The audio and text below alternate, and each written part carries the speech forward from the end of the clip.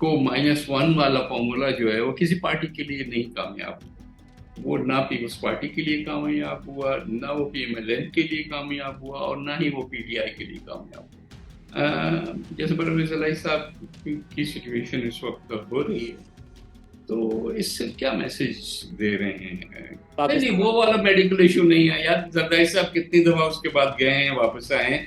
ये नहीं है कि वो जाके बैठ जाएं तो फिर कहें कि अब जब सब हालात ठीक होंगे तो आएंगे। That is no such thing. ये एक दो दिनों की बात है। हमने सियासी लोगों ने पॉलिटिकल स्पेस लूज की इस पीरियड। और जो असेंबली का दौरान यहाँ रहा, वो शायद तारीख में अच्छे लफ्जों में नहीं लिखा जाएगा। जी बिस्मिल्लाहिर्रहमानिर्रहीम, अस्सलाम वालेकुम। सियासत डॉट पी के आप देख रहे हैं। जमाल अहमद आपके साथ हूँ। पाकिस्तान पीपल्स पार्टी के अहम रहनुमा सैयद नवीद कमर हमारे साथ हैं। सर अस्सलाम वालेकुम। वालेकुम सलाम। सर सबसे पहले तो ज़ाहिर है मुल्की सियासत में बड़ा इंपॉर्टेंट रोल है पाकिस्तान पीपल्स पार्टी का। कल मौलाना फजल रहमान साहब ने ये कहा कि अदम एतमाद के लिए पीपल्स पार्टी ने आखिरी वक्त में फोर्स किया था, हम इसके हक में नहीं थे। जी, मुझे समझ में नहीं आई मौलाना साहब ने ये जो बात कही है। ये तो सारे जितने भी वाकयात हुए हम हमारे और आपके सामने ही हुए। जी पहले आपको पता है कि 2018 की जब इलेक्शन हुई और रिजल्ट्स आए, तो मौलाना साहब ने पहले ही दिन कहा कि हमें इस्तीफा दे के और असेंबलियां छोड़ देनी चाहिए। जी उस पे जाहिर है कि और पार्टीज ने नहीं अग्री किया। तो खैर कभी भी इस फायदे में नहीं होते कि हम फोरम को ही खाली छोड़े। लेकिन इवन पीएमएलएन और शहबाज शरीफ साहब ने भी इस पे इतफाक नहीं। राइट। उसके बाद मौलाना साहब ने एक लॉन्ग मार्च भी किया, जो कि एक हद तक वो आके फिर वो वापस चले गए। खबरें ये हैं कि उनको कोई इंश्योरेंस दी गई थी कि हम जल्दी ये चेंज लाएंगे, लेकिन वो भी नहीं आया। अल्टीमेटली तो सवाए नो कॉन्फिडेंस मूव करने के और क्या रास्ता था किसी भी हुकूमत को हटाने का? किसी गैर जमहूरी अमल का तो हम हिस्सा कभी भी न थे न हो सकते हैं। तो ये कहना तो नामुनासिब है कि हमने वादा किया और फिर वापस हो गए। हमारा तो ख्याल था कि अगर किसी हुकूमत को हटाना है तो पार्लियामेंट के जरिए कॉन्स्टिट्यूशनल तरीके से ही हटा सकते हैं। हम ना तो लॉन्ग मार्च करके जो खान साहब आए थे और उसके हक में थे, हालांकि हम अपोजिशन में थे, ना ही हम किसी और इस तरीके के रास्ता जो है वो हम अपनाना चाहते हैं। अच्छा बिशा जी, मशवरा किसका था अदम एतमाद का? पीपल्स पार्टी की तरफ से ही पहले टेबल किया गया था या फिर मीटिंग्स में डिस्कस हुआ था बाकायदा? देखिए, जाहिर है कि कोई पार्टी किसी के पीछे तो ऐसे चलने वाली नहीं है। मशावरत होती है।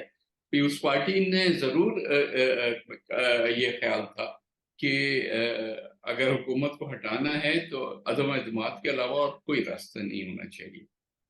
जो कि उसूली फैसला था। और आज दिन तक हम इसी में ही बिलीव करते हैं। हम कोई प्रेशर टैक्टिस करके और स्ट्रीट पावर से किसी हुकूमत को हटाने के किसी सूरत में भी हक में नहीं होते। ये हमारी तारीख में पहले भी हुआ है। 77 में आपको याद है कि शहीद जुल्फिकार अली भुट्टो की हुकूमत को इसी तरह से स्ट्रीट पावर से हटाने की कोशिश की गई थी, बल्कि कामयाब हुए थे क्योंकि मार्शल लॉ आ गया था।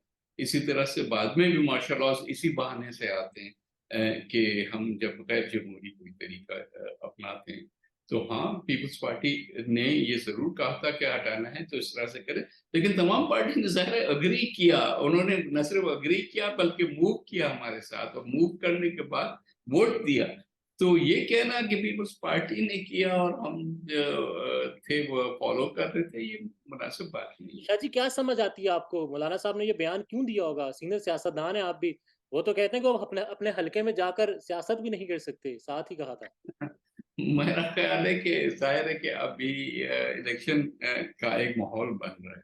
हम्म। तो इसमें मुख्तलिफ पार्टीज और तरीके की का एक बयानियां बनाती हैं। तो ये भी शायद हो सकता है उसका हिस्सा। हम्म। और ये कहना कि कुर्बानियां हमने दी हैं, मजे कोई और जाके ले लेता है। ये पता नहीं कौन सी कुर्बानी है कि हम बात कर रहे हैं। शहादतें तो हमने दी, हमारा एक लीडर फांसी चढ़ गया, एक लीडर हमारी जो है उनको शहीद किया गया रोड्स पे। हाँ, किस कुर्बानी की बात हो रही है? ठीक है, आप वैसे क्या समझते हैं, अदम एतमाद का फायदा हुआ इमरान खान को? देखिए, अदम एतमाद का फायदा हुआ मतलब हटने से जो है ये जरूर हुआ कि जो चीजें शायद उसने जवाब देना होता, वो फिर जो गवर्नमेंट कोalition गवर्नमेंट बनी उसको जवाब देना पड़ा, या आज फिर जो इंटरिम गवर्नमेंट है उसको जवाब देना पड़ता। मसाइल तो पाकिस्तान के वो ही है।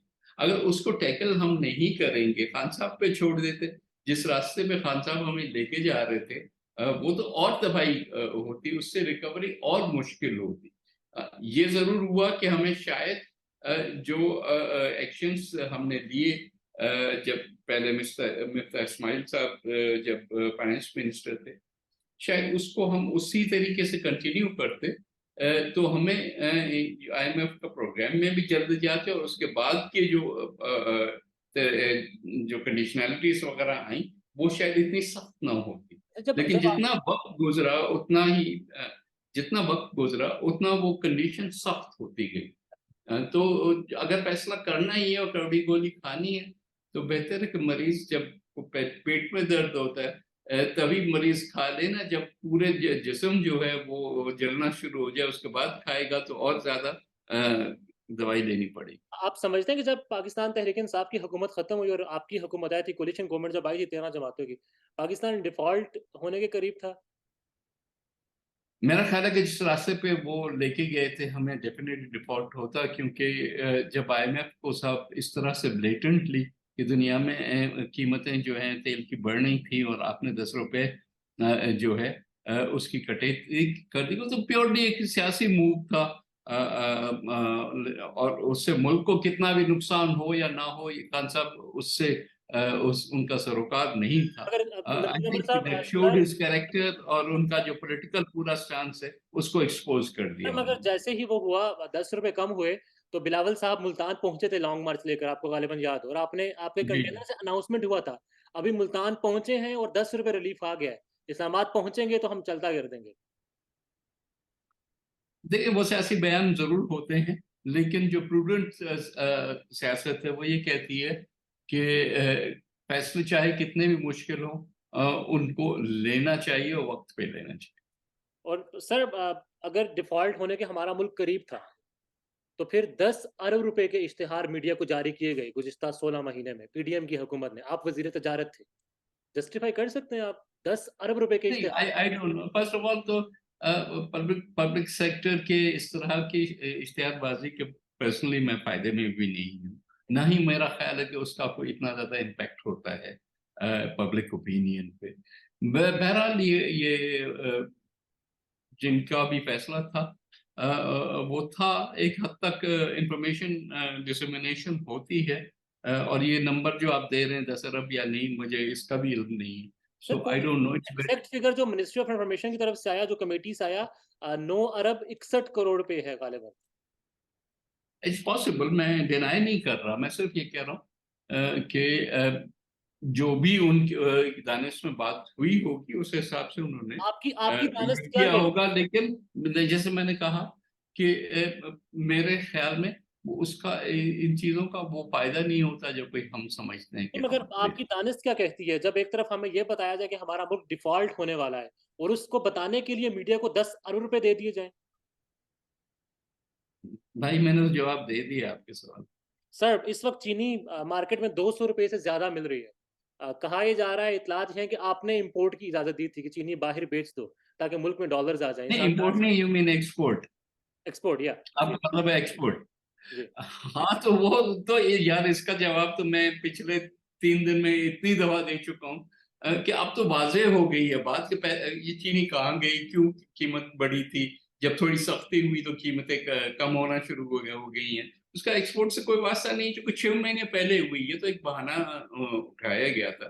एक्सपोर्ट 6 महीने पहले होती है, मार्केट पे असर आज होता है, वो भी सिर्फ 2.5 लाख टन, जो कि 3% से भी कम है टोटल प्रोडक्शन।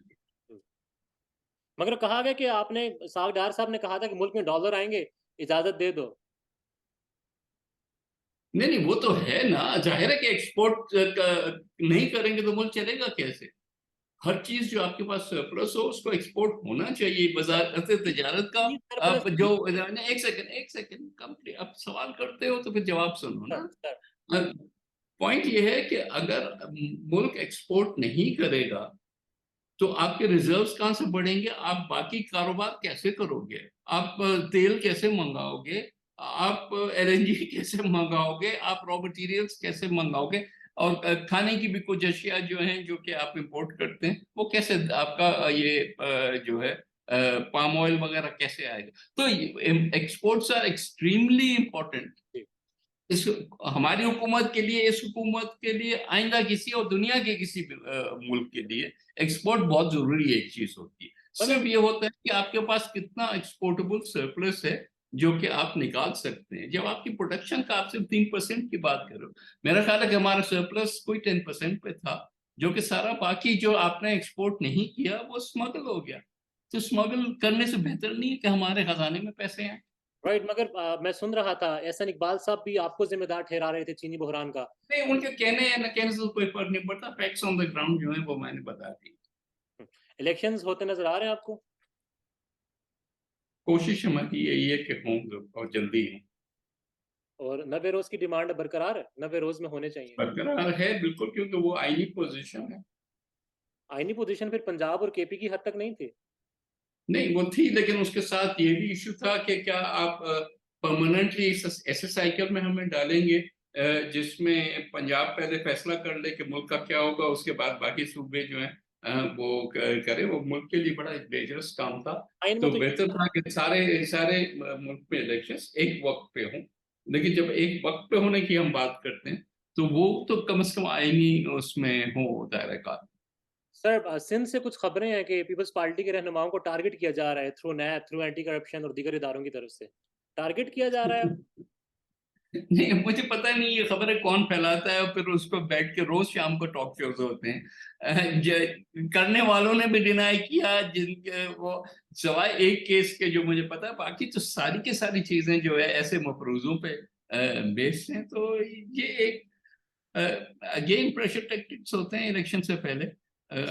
जिसको भी इससे फायदा होता हो वो ये चीजें फैलाता है। पॉलिटिकल सिचुएशन क्या देख रहे हैं इस वक्त मुल्क के पाकिस्तान की? इलेक्शन जाहिर है होने तो चाहिए हैं नबे रोज में, बाहर लग नहीं रहा, तारीख सदर साहब नहीं दे रहे, वो कहते हैं इलेक्शन कमीशन कहता है मैं दूंगा, आपस में लगे हैं बस। नहीं नहीं वो तो ठीक है ना, उसमें मैं अग्री करता हूँ कि सर्टन सिचुएशंस में सदर साहब ने देनी होती है, वरना by and large election commission ने डेट देनी होती है। मसला ये नहीं है कि किसने डेट देनी है, मसला ये है कि इलेक्शन कब होंगे।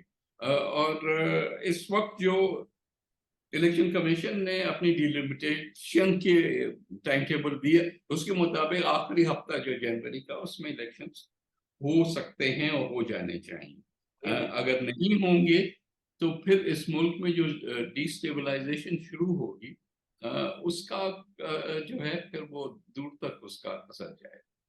मैं आप समझते हैं कि अब इलेक्शन ही मामले का बेहतर हल है, वाहिद हल है नहीं इलेक्शन। नहीं, बेहतर हल देखना, इलेक्शन से हल चीजें नहीं होती, लेकिन इलेक्शन से एक सर्टनिटी आती है। इस वक्त तो इबाम की सूरत हाल है ना कि कल क्या होगा। अगर किसी ने इन्वेस्ट करना है तो वो भी ये सोचेगा कि पता नहीं कल कैसी सिचुएशन हो, कौन सी पॉलिसीज हो क्या।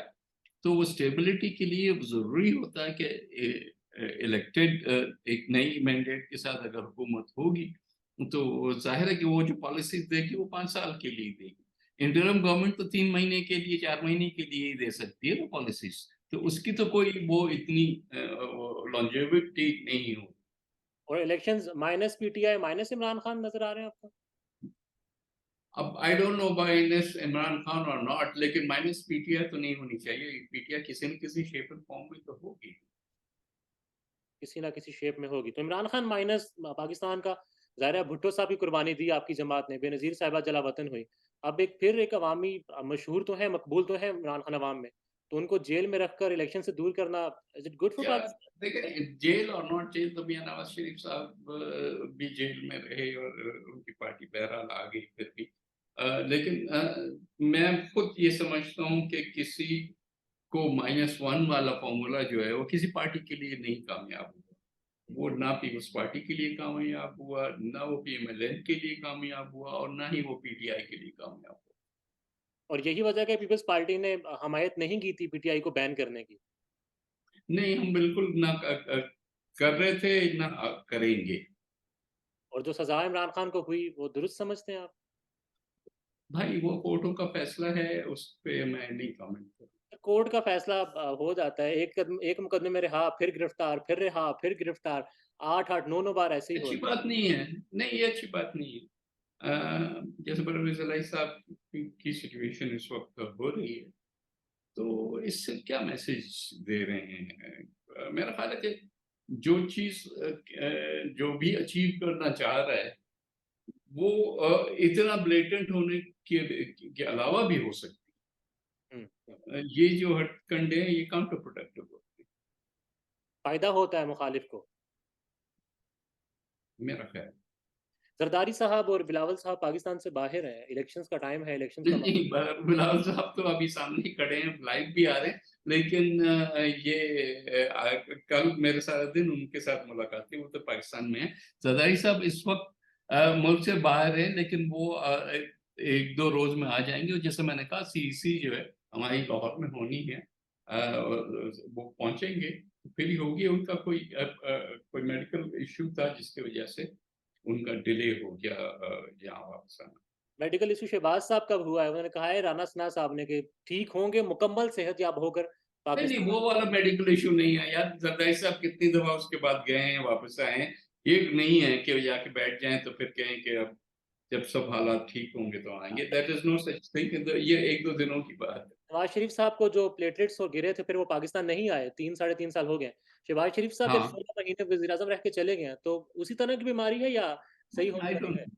आई डोंट और बस आखिर में ये बता दीजिए कि 16 महीने का इक़्तिदार था आपका, कामयाब रहा है, नाकाम रहा है, इस्टेब्लिशमेंट मजबूत हुई है आपके दौर इक़्तिदार में? नहीं, डेफिनेटली हमने सियासी लोगों ने पॉलिटिकल स्पेस लूज की इस पीरियड।